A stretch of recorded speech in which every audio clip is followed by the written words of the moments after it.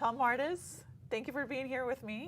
Thanks for having me. So you have probably one of the most exciting jobs at USA Today Network, which is developing a lot of cool stuff, including virtual reality. So we're going to be testing this in a couple of minutes. But before we start, how is the USA Today Network and Florida Today using virtual reality to tell stories? Yeah, that's a great question. So we're looking for ways to basically there's a lot of development in virtual reality right now, and I think people are doing a lot of cool things. So, but what we're trying to do is take our experiential knowledge as journalists and use that and use virtual reality as a tool to do things we haven't been able to do before. So, for instance, being able to experience things that are either out of the ordinary or potentially dangerous even, or just things that would be expensive or would take a lot of time to do. So we can give people experiences or a close simulation to it as possible and give people these experiences that just wouldn't be possible otherwise. Yeah, and virtual reality is, explain to people who don't know what that is yet. Yeah, okay, that's a great place to start. Virtual reality is actually taking 3D interactive content and using stereoscopic vision, giving a different picture to each eye, and using motion sensors on the headgear itself to detect where your head is at. So it gives you this experience that's almost kind of chillingly realistic to see objects and content that feels real to you. So it's one of those things that's kind of difficult to describe in some ways. It's a thing that you have to experience. We're about to experience it. And the two stories that are coming up that we're going to be using virtual reality are Murder on the Space Coast, which is our award-winning podcast. How is it going to become virtual reality? Yeah, that's it. So I had this experience working with John Torres on putting some web content together to help promote Murder on the Space Coast. And I went to different locations to get some pictures, but I had a different experience than some of the content that the readers were able to see. I was there with John at these locations getting a real overview of like what happened in this location and locations of these murders? Exactly right, or things relevant to the story of the murder. And so it was just, it felt like something that I wish readers could experience. And so that was sort of the premise for this VR story, is that I'll be in location with John with a 360 camera, and we'll be trying to give readers that same experience that I got of actually being in the location and and one of my favorite things to bring up about that is he would, for instance, with the traditional 2D camera, he's kind of pointing it around, and it's this sort of very focused view. But often, John would be in a location with me, and he'd say, look behind you, and you can see that, and here's what's happening over there. And it was just this very surround experience with John, and almost sort of personal. And the next one is the moon landing. Yeah. How is that going to work? Yeah, I'm really excited about the moon landing.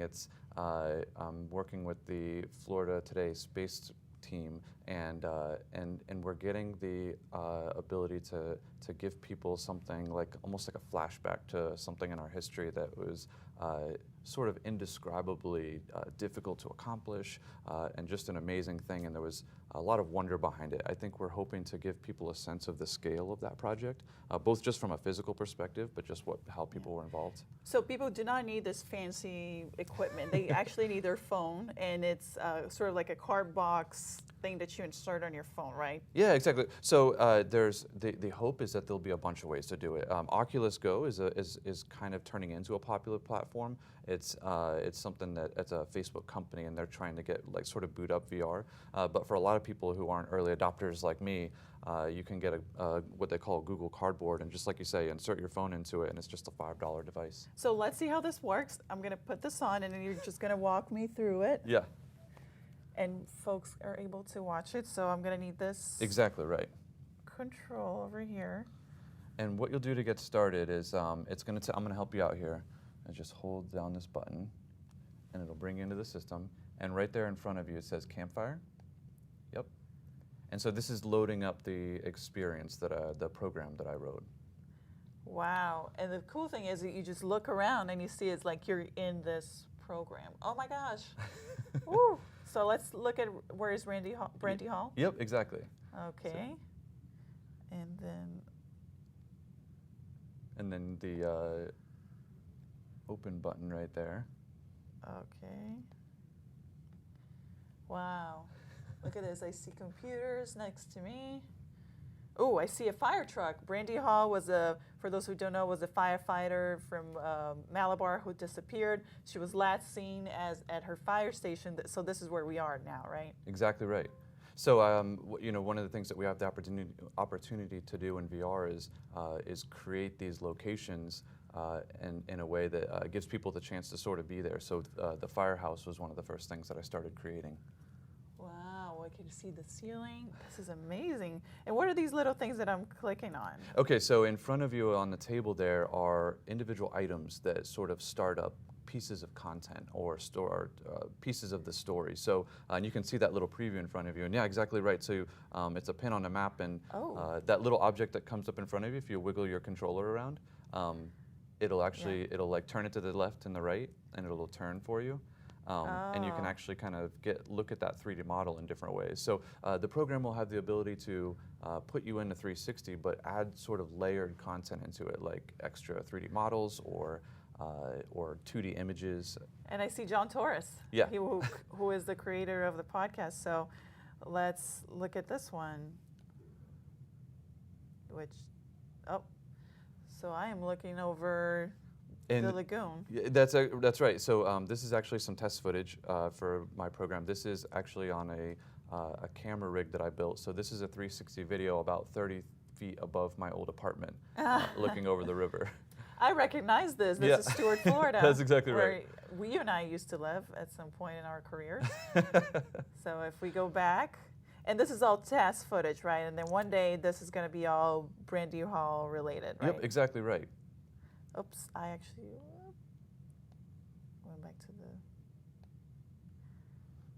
Yeah, exactly right. And so like for instance, if you click on that, it'll actually take you forward to the 2D television, and that'll actually start playing a 2D video. So it's like, I think one of the things I wanted to do when creating this program was leverage the newsroom's ability to create just a ton of relevant and great content, and have a platform to display it.